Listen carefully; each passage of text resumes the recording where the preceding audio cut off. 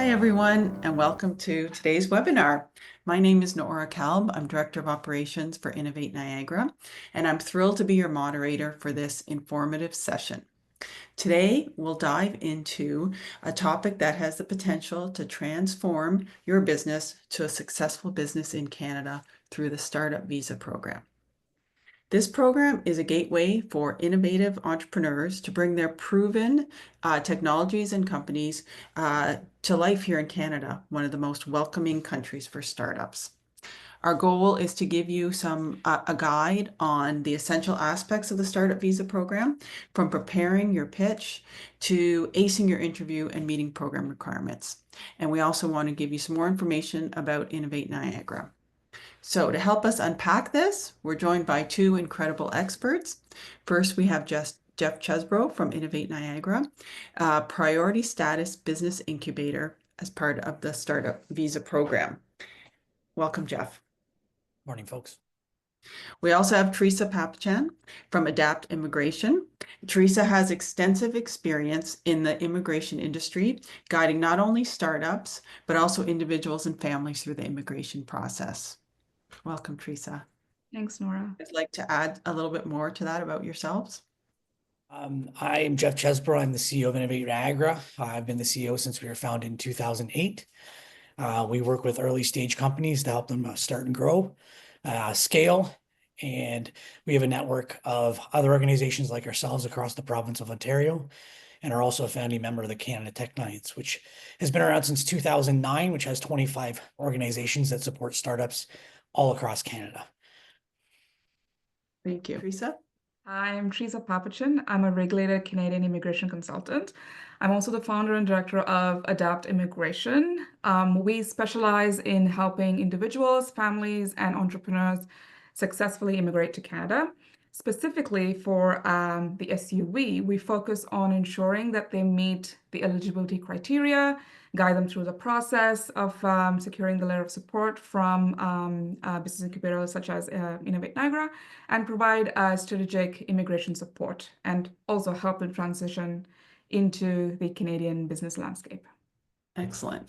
Thank you. The partnership between Innovate Niagara and Adapt Immigration really bridges the immigration aspect and business development side to ensure really greater chance of success for startups.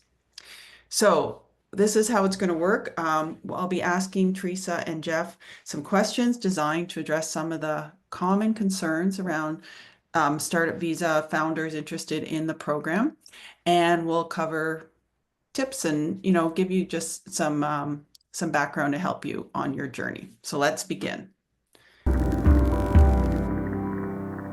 So what is the Startup Visa program? I'll go. The SUV is designed for entrepreneurs who want to bring innovative ideas and want to establish their businesses in Canada, and they eventually want to become permanent residents. So unlike other business immigration programs, the SUV focuses on high potential startups backed by designated organizations such as an incubator or angel investor group or venture capital firm. So these successful applicants can bring up to 5 co-founders and their families to Canada, and they receive a work permit while they're waiting on the process and get the outcome for permanent residency. They'll be able to build their business in the meantime. Excellent, thank you. From your perspective as an innovation center and an immigration consultant, what's the ideal candidate for Startup Visa?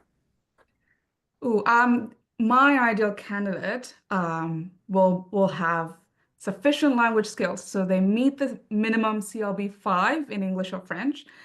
They have enough settlement funds, and I guess they are organized, and they provide all the documents we ask on time, so we can process their applications on time. So I think those are my top ideal candidate. And Jeff, from the incubator side?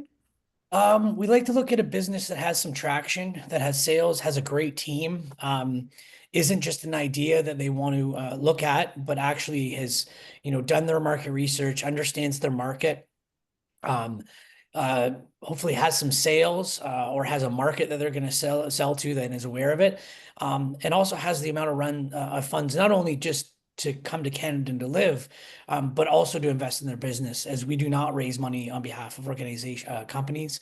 They must have the amount of funds necessary to grow their business for the first couple of years when they arrive. Yeah, I think if I can add that the relevance to the Canadian market of what they're selling is really important, that you're bringing something here that can be successful in Canada.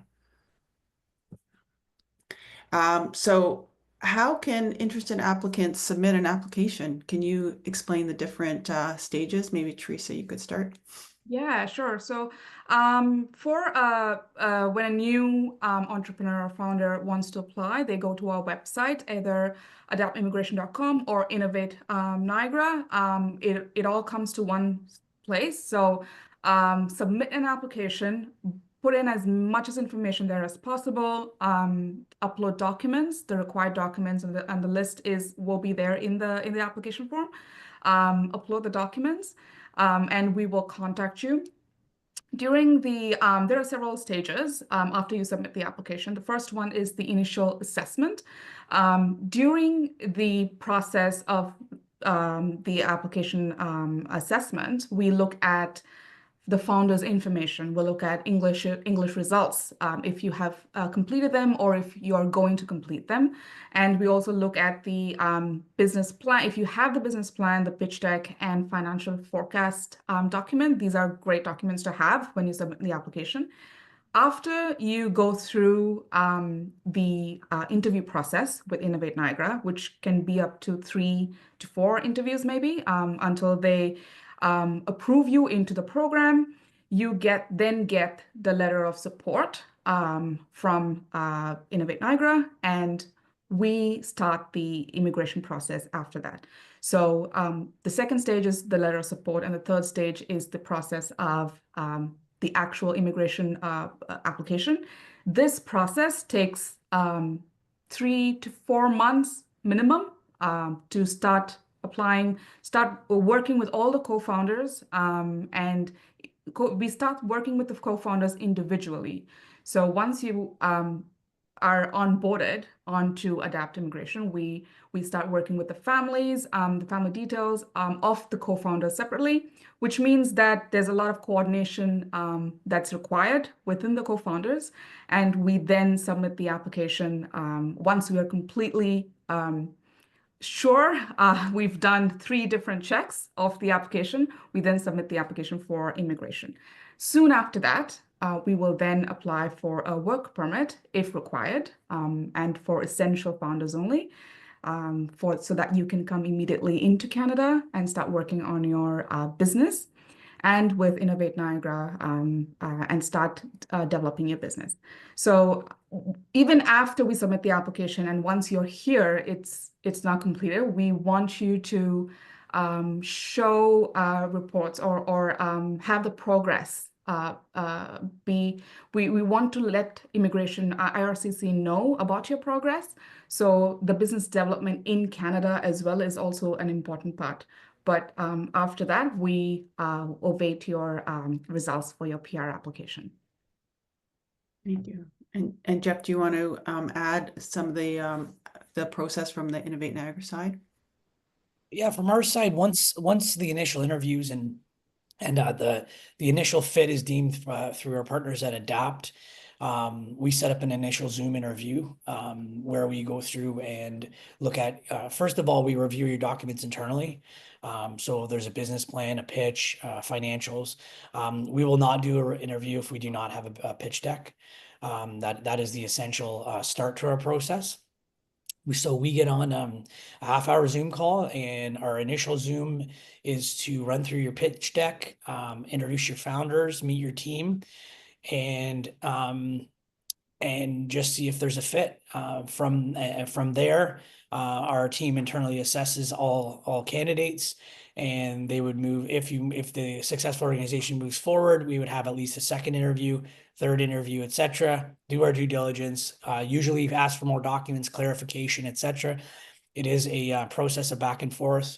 And we do keep you informed the whole way. It is not a long process. You find out relatively soon whether you're going to be successful or not within the program. Thank you. What would you say are some of the myths or misunderstandings? And Jeff, I don't know if you want to start on that one. I think it might be better for Treasa on this one, but thank. Okay. Sure. I think one of the major myths is that we come across is that applicants think that if they have enough money, they can apply for the SUV. That's not the only criteria. SUV is not an investment-based program. It is for innovative startups. So strong growth potential and market validation is important. Another misconception that applicants that I find are they think that they don't need a structured business plan. I know Jeff can attest to this. The business plan, the documents, and the pitch deck is so important. And also, in reality, the process itself is highly competitive, and only well-prepared, high-potential startups receive support from a designated organization. So it's important that they not just have the idea, but they have the business plan, the pitch deck, and all the documents that Innovate Niagara would need. In addition, from the Innovate Niagara side, I would say the greatest myth is that you don't need a money or you just need a business idea, which is not the case. You need a strong team. You need a concept. It has to be worked through. You need to understand your market. You need to understand the global Canadian market, wherever you're gonna sell to, regardless of where you are. And the other myth is that we are going to give you money to start your company. That is not the case. You must have proper capital. And it's not to say once you arrive in Canada and you start growing your company here that we will help you raise additional funds. But we are not your first, we are not seed capital for the organization. Thank you. When conducting the initial assessment, what specific information or documents do you look for? What's critical? We may have answered this already, but which things are critical? Yeah, so like I mentioned before, I think a well-developed business plan, I know Jeff will attest to this too, outlining the product, the market opportunity and financial strategy, and Jeff can add to this. But the reason why I say business plan is that we use this for immigration in your immigration application, and it is vital that it is clearly outlined, and even before we submit the application, it is updated for any progress you've had on the business from the time you've received a letter of support. The pitch deck, it's important for Innovate, of course, and just like Jeff had already mentioned, he can also add to this as well.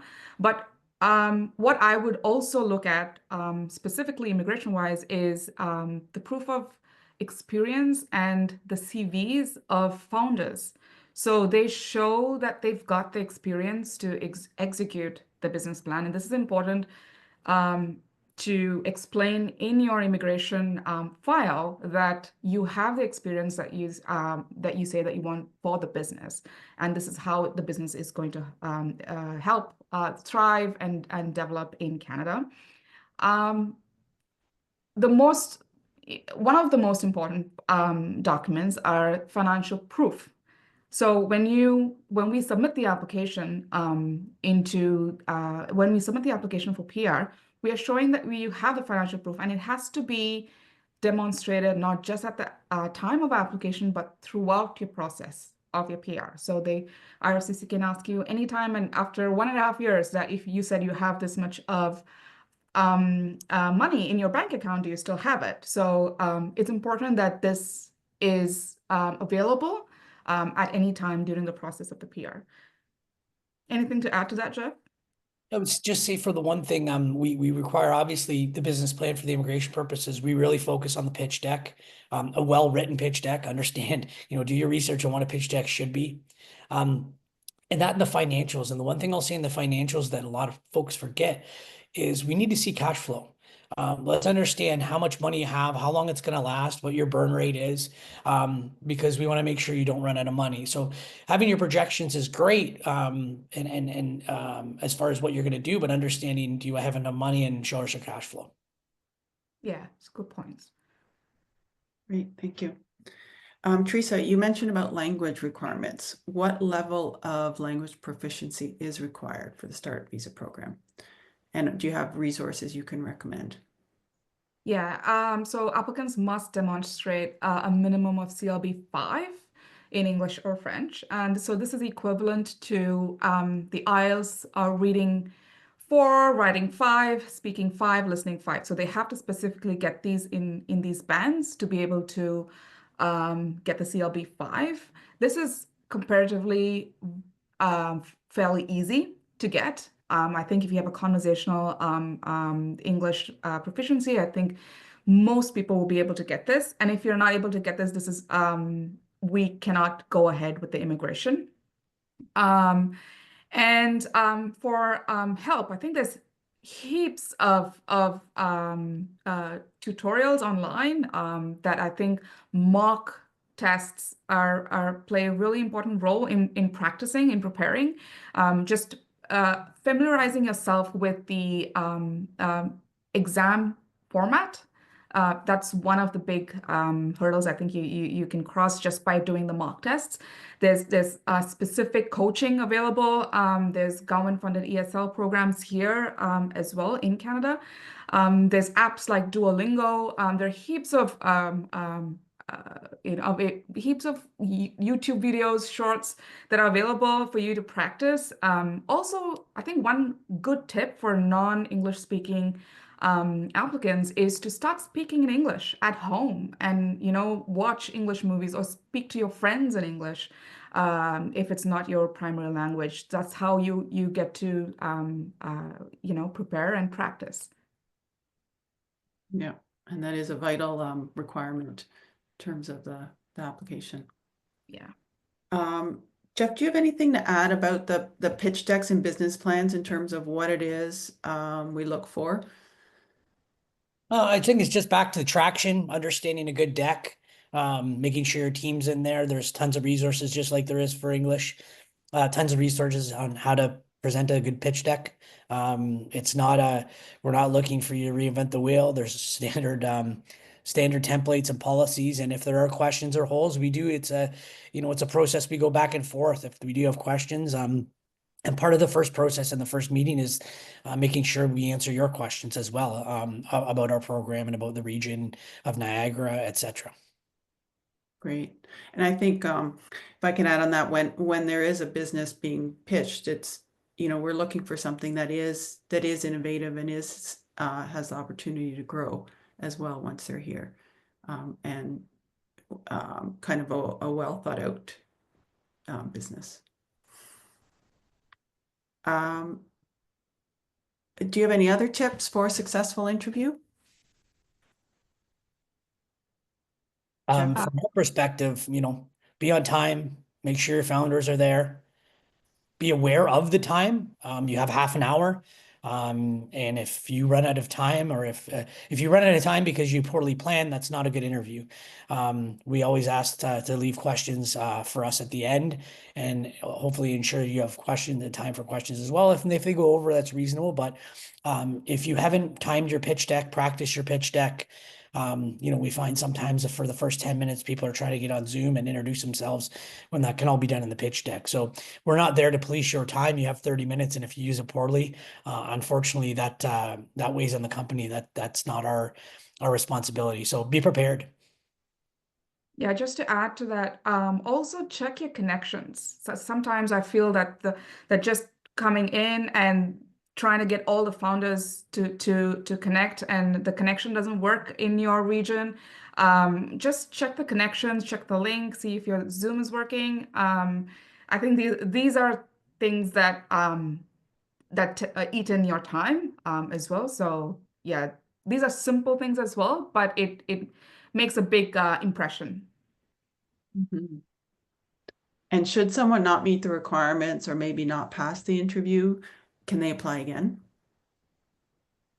From a business standpoint and immigration, those are two different questions. For the business standpoint, um, absolutely. I mean, there's a lot of things that change. Companies pivot, companies change. There's many reasons why a company doesn't move on, and sometimes, a lot of times, it's traction. They're just too early. They haven't shown us anything yet. So, 3 months can change a ton in a business. Contracts are won, and pivots happen, and patents are filed and things like that. So we always encourage someone when we give them feedback. If there's not a fit, there's not a fit, and we won't pretend there to be a fit. But if it becomes a traction issue where we just want to see some, you've done a little bit more work on your business, we absolutely encourage them to apply again.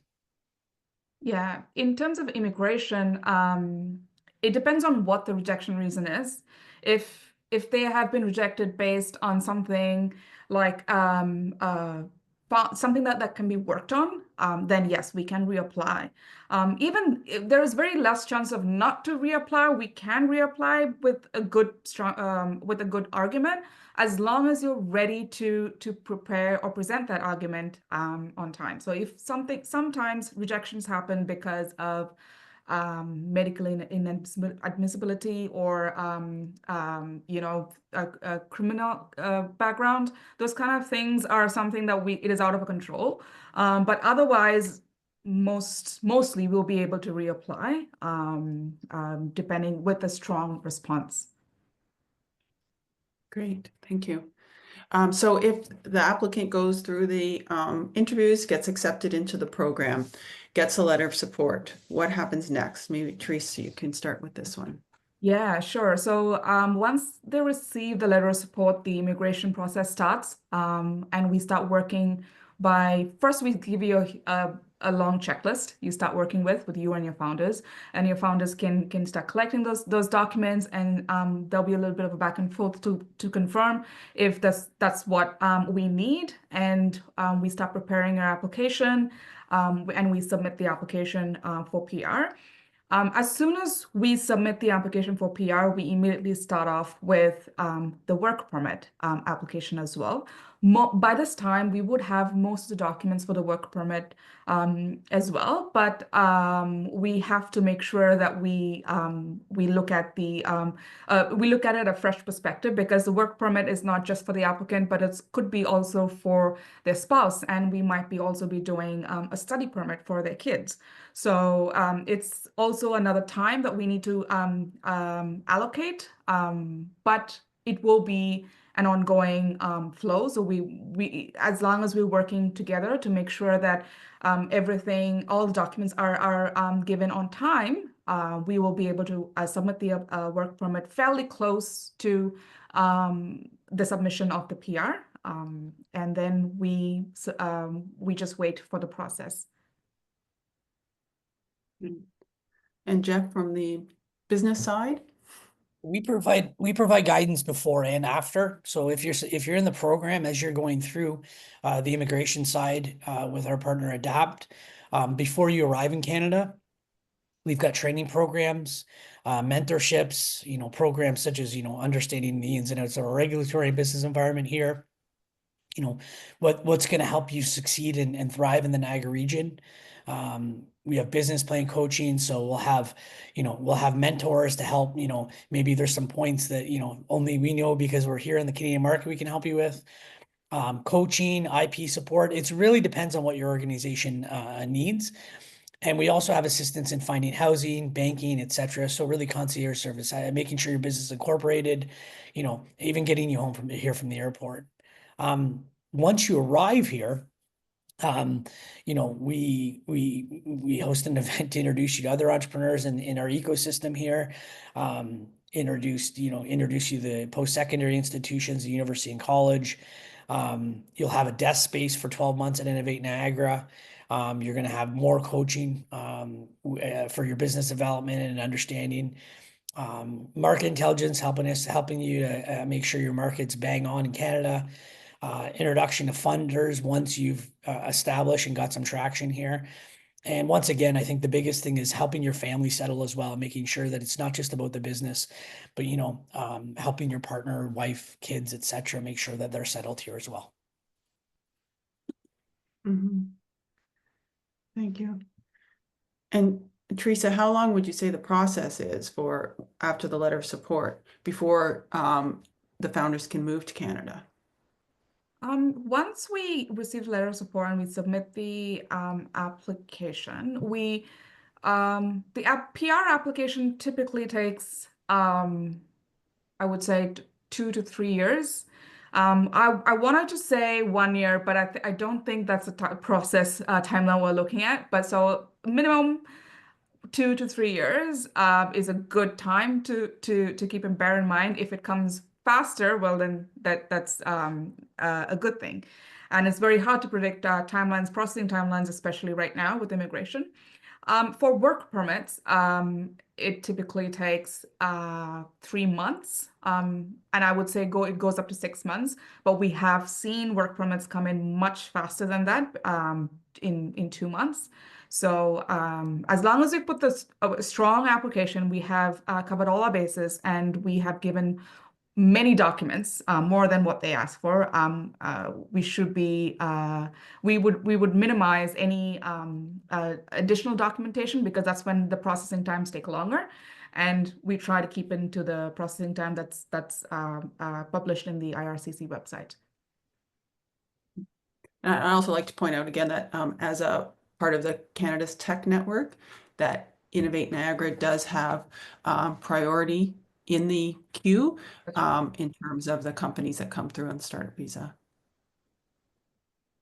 So, and you were talking about the work permits. Are work permits optional?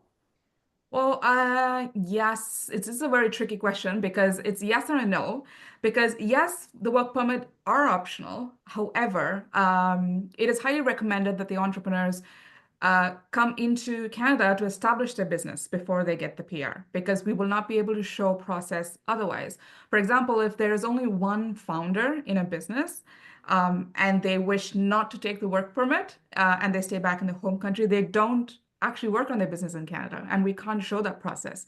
So if someone says that they are not going to they're going to opt out of the work permit, I would ask questions why. So if a 4 or 5 member team of a co-founder, two of them say, no, I wish not to take the work permit, I would ask them why they do that, and if they can continue working on their business from their home country.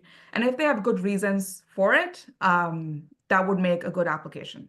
If not, then I would highly recommend that they apply for the work permit and basically start working on their business, and show that traction and the progress that we have to show for IRCC and their immigration application.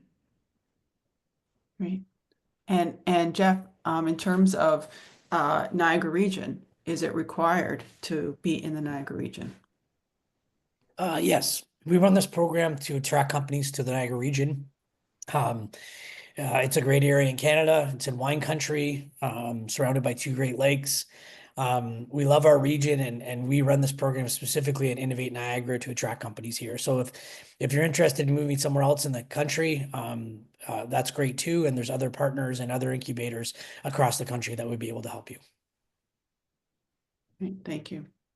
And Jeff, maybe you can talk a little bit about how Innovate Niagara matches startups with mentors and what expertise they bring to the table.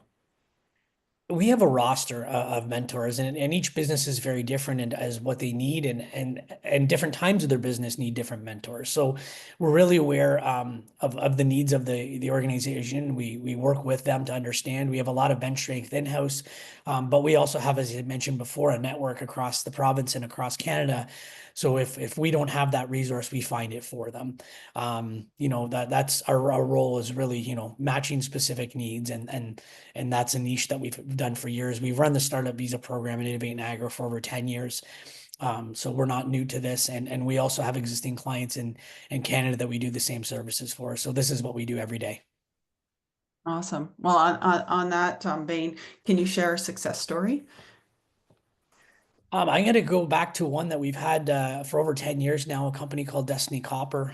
They moved to the Niagara region to set up their business over 10 years ago, from South Africa.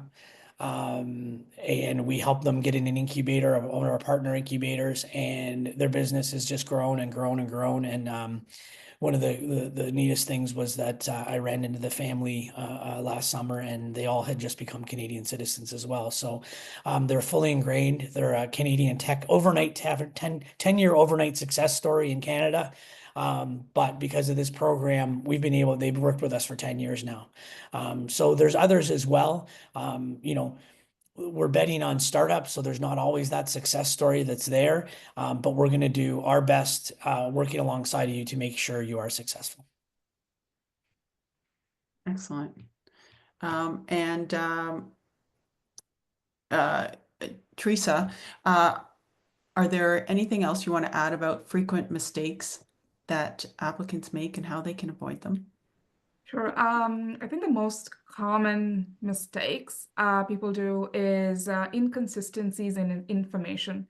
So sometimes the information is not consistent from the business plan to the application itself. We find that this inconsistency does not speak very well of the application in general, and it's not going to give you a good outlook. So any information that you put on the business plan, which is at the beginning of the whole process, the pitch deck or your CV, all of that have to remain consistent through up until the immigration process. So that's why it's very, very important that you put in a lot of time with those documents at the beginning. So it is you can see through your application forms for the immigration. The other thing is inadequate documentation, not enough proof for financials or the lack of business strategy. I think if you don't show enough documentation to say something or to prove something, that is also a common mistake that we see. We will work with you to say, no, we will probably need more documentation for this, or we need additional information for this one. And I know that Innovate Niagara does this too at the beginning. But I think the more documents you show, the better your application will look and the outcome will be. Great. And then once it's submitted, to stay on track, what's the best piece of advice? Progress. I think you need to keep track of all the progress that you have made. So you have to maintain regular communication with the business incubator, like Niagara, Innovate Niagara. You have to, keep all the financial and business records updated. So at any time, IRCC during this process can ask you, so what has happened so far in the last 8 months or in the last 1 year? And if we have had that record updated, it's just easy to send that to them and demonstrate that there has been progress. I think IRCC understands that it doesn't have to be a success story throughout. They just want to see your progress, that you have made the efforts to develop your business, just like how you said you would do in the application. So the financial and business records need to be updated throughout the process of your PR application and regular communication with your DO. Great. Okay. Is there anything else either of you would like to add that we haven't covered? I think Niagara, just in addition to what Jeff had said before, Niagara region is so for me personally, I think it's such a great region of opportunities, and also a very community-based region, which I think is great for new immigrants, because once you're part of the community, it really makes a difference in your integration into the community. So I love the Niagara regions personally, and it has helped me grow my business. So we're happy to bring in more businesses into the Niagara region as well. Great. And I can share, I moved here from Toronto almost 20 years ago, and just, it's been a wonderful community in terms of living, but also business, and it's close to the US border for easy access to US customers. And yeah, a great place to raise a family and your business. So if this feels like the right fit for you, you go to our website, innovateniagara.com. Under the programs tab, you'll see Startup Visa, and there's more information there as well as the link to apply. Thank you.